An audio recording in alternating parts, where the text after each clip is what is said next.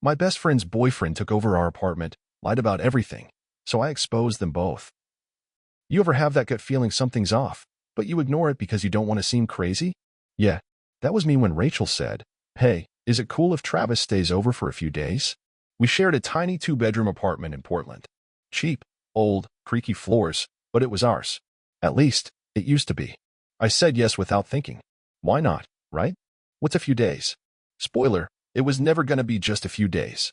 Travis showed up that night with 2 duffel bags and a giant box of protein powder. No joke. He dropped his stuff in the living room, kicked off his boots, and said, "Feels like home already." I laughed awkwardly, thinking he was kidding. He wasn't. By day 2, he had taken over the couch. By day 3, he started rearranging furniture. By day 4, I found his dirty laundry piled in the laundry room. Travis, I said one morning, trying to be polite. You, staying much longer? He grinned. Rachel and I talked. It's just easier if I stay. Saves me rent money, you know? I blinked. Rachel stood behind him, arms crossed, eyes avoiding mine. You didn't ask me, I said slowly. Rachel shrugged. It's just temporary. Relax. That night, I found a list taped to the fridge. Not even kidding, an actual list. Rules. Written in Travis's terrible handwriting. House guidelines. No TV after 9 p.m., no loud music, no guests without approval, dishes washed immediately, shared grocery bill. Split 50/50/50. I stared at it, jaw slack. Who the hell writes house rules in a place they don't pay rent for? I yanked the paper down and crumpled it. Rachel saw me. You don't have to be dramatic, she said, arms folded tight across her chest. I'm dramatic? I said. Your boyfriend just made himself king of my apartment. Our apartment, she corrected sharply. I felt something snap inside me. The next day, things got worse. I came home from work, 12-hour shift, dead on my feet, and the chain on the door was latched. From the inside. I knocked. No answer. I knocked again, harder. Footsteps shuffled. Finally, Travis cracked the door open. You're gonna have to text before coming over, he said. I laughed. That stunned, dry kind of laugh you only get when reality punches you in the face. I live here, I said. He shrugged. Still, courtesy. He slammed the door.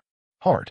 I stood there on the porch, in the freezing rain, soaked through my jacket, heart hammering. Texted Rachel.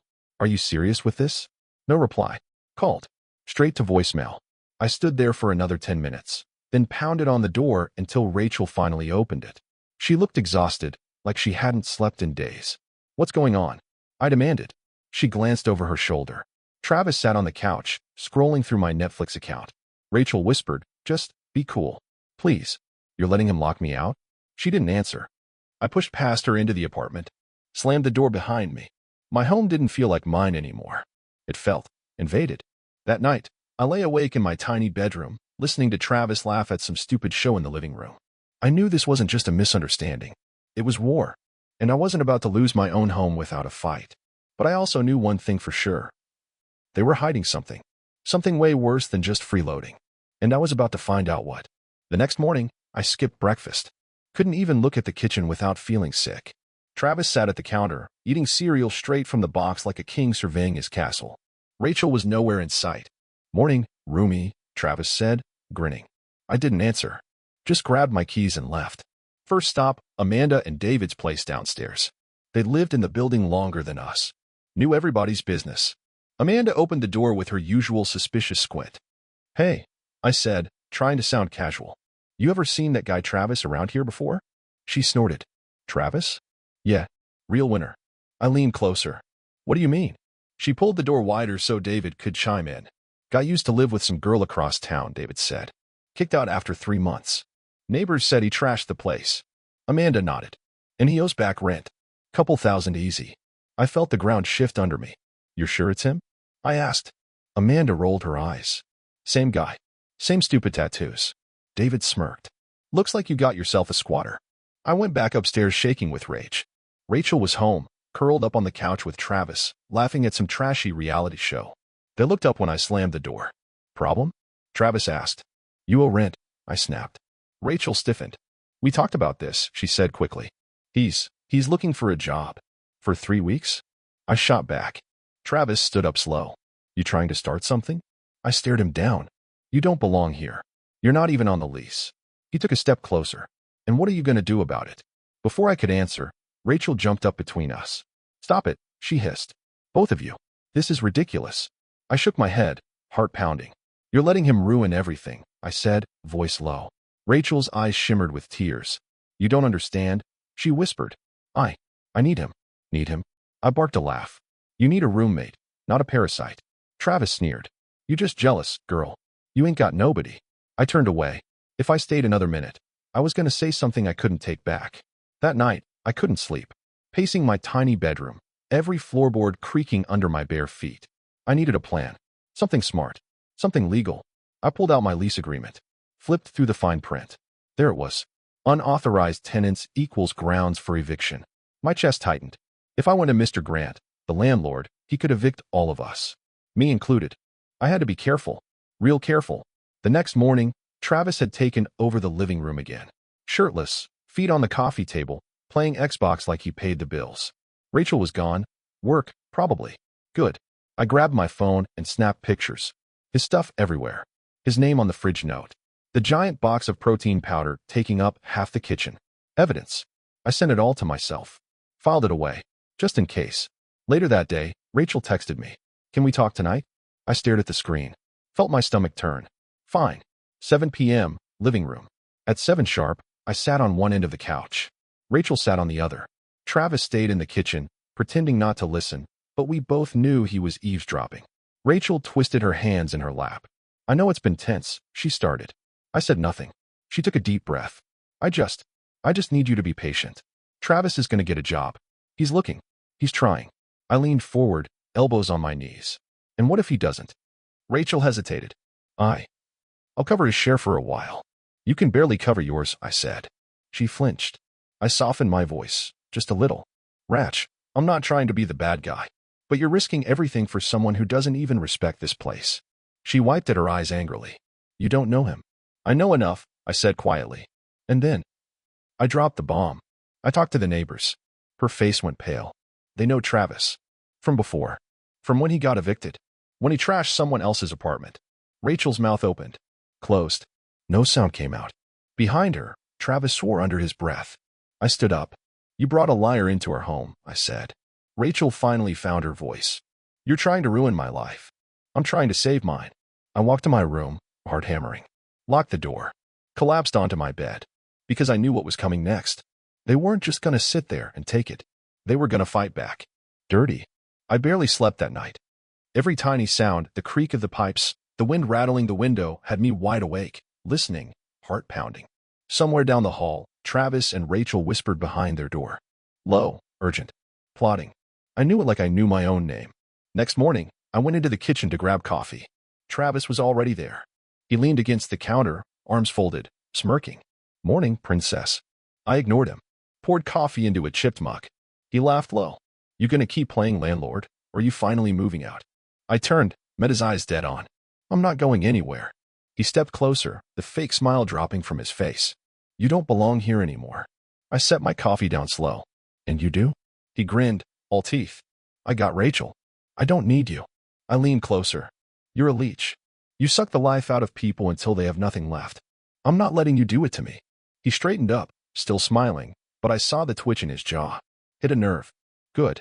He turned and left without another word. I sat at the kitchen table for a long time after that, just sipping coffee and thinking. If he wanted me gone, he was going to have to drag me out. And I wasn't going to make it easy. The next few days were hell. They froze me out completely. Rachel stopped speaking to me.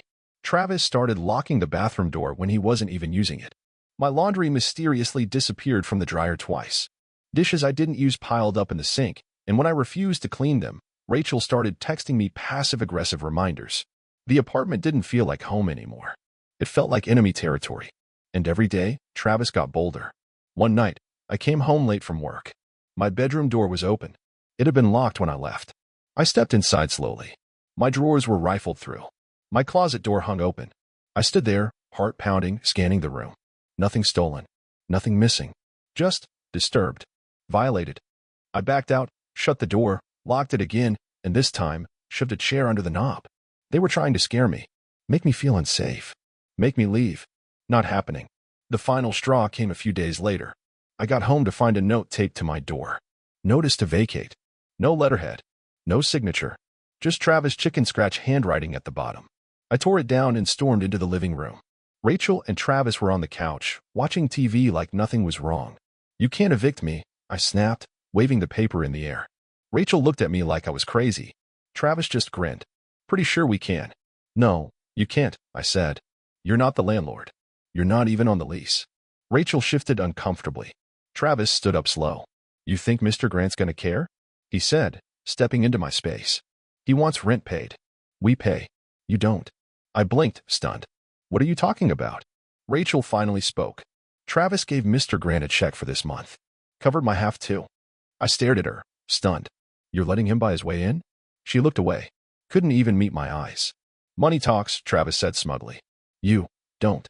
I walked to my room in a daze. Shut the door. Sat on the bed, staring at nothing. They had gone around me. Undermined me. Made it so the landlord would see me as the problem. And if Mr. Grant thought that, I was screwed. Eviction wouldn't be a matter of if. It would be when. I needed proof. Solid proof. Something Travis couldn't spin or lie his way out of. I pulled out my phone. Started recording everything. Their parties late into the night. Travis screaming during video games. Him bragging on speakerphone about not paying rent at his last place. Little by little, I built a case. I dug through public records. Found a small claims lawsuit filed against Travis 3 months ago. Eviction and damages. Photographed it all. Printed it. Saved the screenshots. Prepared. Because if I went down, I was taking them both with me. The next night, Rachel cornered me in the hallway. "You're toxic," she spat. I laughed. "You're brainwashed." She stepped closer, eyes wild. "You need to move out before this gets worse." "Is that a threat?" She said nothing. Just walked away. And somehow, that silence was louder than any scream. I stayed up all night typing. Drafting a letter to Mr. Grant. Detailed. Professional. Attached all my evidence. Every text. Every video. Every legal document. By morning, I had a binder an inch thick. I emailed him everything. Then dropped a hard copy in the office mailbox for good measure. Hours ticked by. I waited. Waited. Finally, at noon, my phone rang. Mr. Grant's number. I picked up. "Hello?" His voice was tight. "Come to my office." Now, when I got there, he didn't waste time. "You should have come to me sooner," he said, flipping through my binder. "I didn't want to cause drama," I said. "I just wanted to live peacefully." He slammed the binder shut. "Travis has 72 hours to vacate. Rachel too, unless she wants to stay and pay full rent herself." I blinked. "You mean?" Mr. Grant looked at me dead serious. "You did everything right. They broke the lease terms. You're safe." Relief flooded me so hard I almost sank into the chair. Safe. Finally. But when I got home, Rachel was waiting. And she wasn't crying. She wasn't begging. She was furious. "You think you won?" she hissed. "You brought this on yourself," I said coldly. Travis stormed out of the bedroom, red-faced. "You're gonna regret this," he snarled. I smiled, for the first time in weeks. "No. You will." Because they didn't know the half of it yet. I had one more card to play. One final move. And when I dropped it, it would ruin them both. For 2 days, the apartment felt like a war zone. Travis stomped through the halls, slamming doors. Rachel refused to even look at me. Neither one packed a single thing. They were pretending it wasn't real. Pretending they could bully me into backing down. They were wrong. On the 3rd day, I got the call. "Sheriff's office. Notice has been processed. We'll be serving the papers tonight." I thanked the officer and hung up, hands trembling. Not with fear. With adrenaline. This was it. The beginning of the end.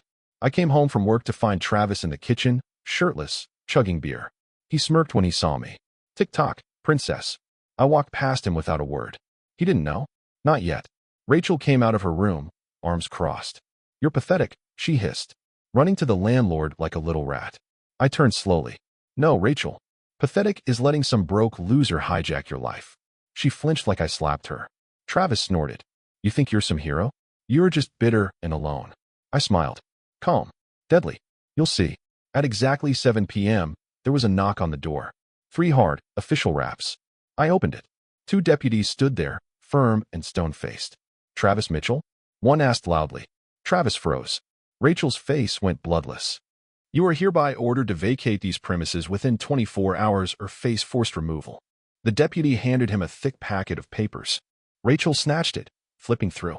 "This is illegal," she shrieked. "No, ma'am," the deputy said flatly. "You broke lease agreements. Evidence is filed." Travis opened his mouth to argue. The second deputy cut him off.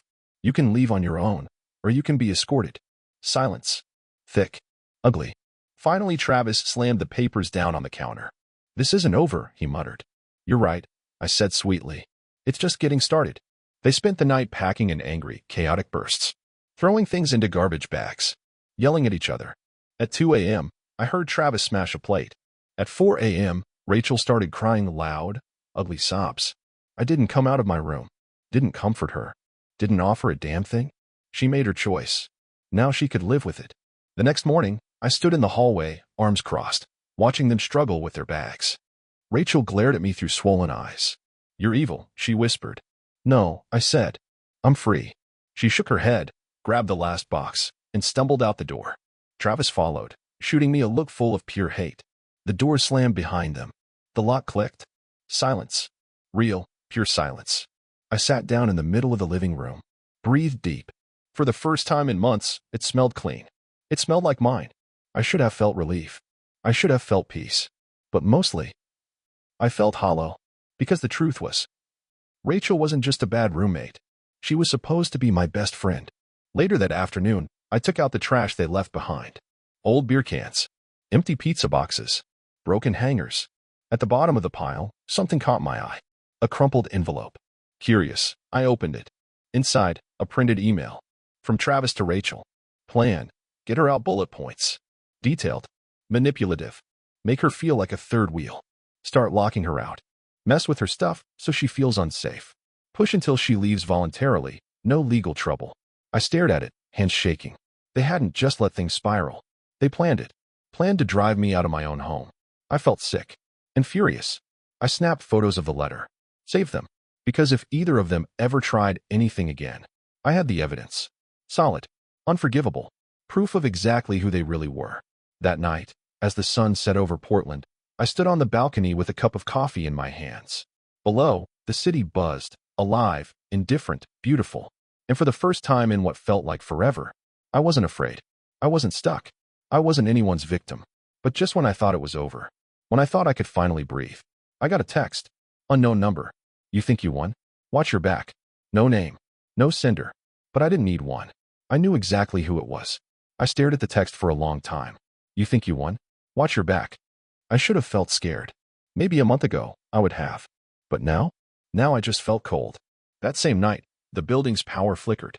Once. Twice. Then out. Total darkness. I sat frozen in my living room, the only light the weak glow from my phone. Outside, I heard footsteps. Slow. Heavy. I crept to the window. A figure stood near the alley. Tall. Broad shoulders. Smoking. Watching. Waiting. I locked every window. Bolted the door.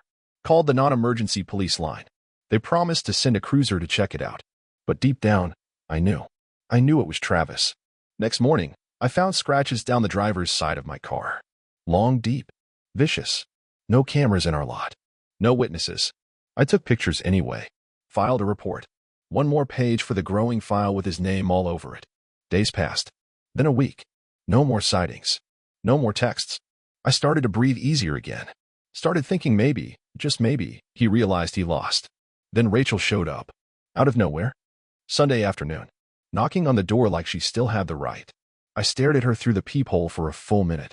She knocked again, softer. Please, she said. I just want to talk. Against my better judgment, I opened the door a crack. Rachel stood there looking like a ghost. Skin pale. Eyes bloodshot. Thin. Too thin. You look awful, I said without thinking. She gave a weak, miserable smile. Yeah, thanks. We stood there in silence for a few seconds. Finally, I asked, what do you want? She swallowed hard. I didn't know, she whispered. About the emails. About the plan. I raised an eyebrow. You expect me to believe that? She winced. I knew he wanted you gone, sure, but I thought you were just being paranoid. I didn't know he was actually, planning. Until you saw it in writing, I said flatly. She nodded, eyes filling with tears. I'm sorry, she choked out. I lost everything. He used me too. I crossed my arms. And what? You want me to feel sorry for you? I want you to know I didn't hate you, she said. Not really. Could have fooled me, I muttered. She wiped her nose on her sleeve, sniffling. I messed up. Yeah, I said, voice hard. You did. Another long pause. Finally, she whispered, you should be careful. He's still mad. He talks about you. I stared at her.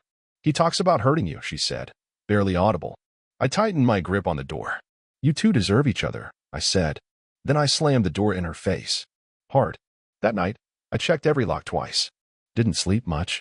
Every sound outside had me bolt upright in bed, heart racing. At 3 a.m., I heard it. A soft click outside. Near the kitchen window.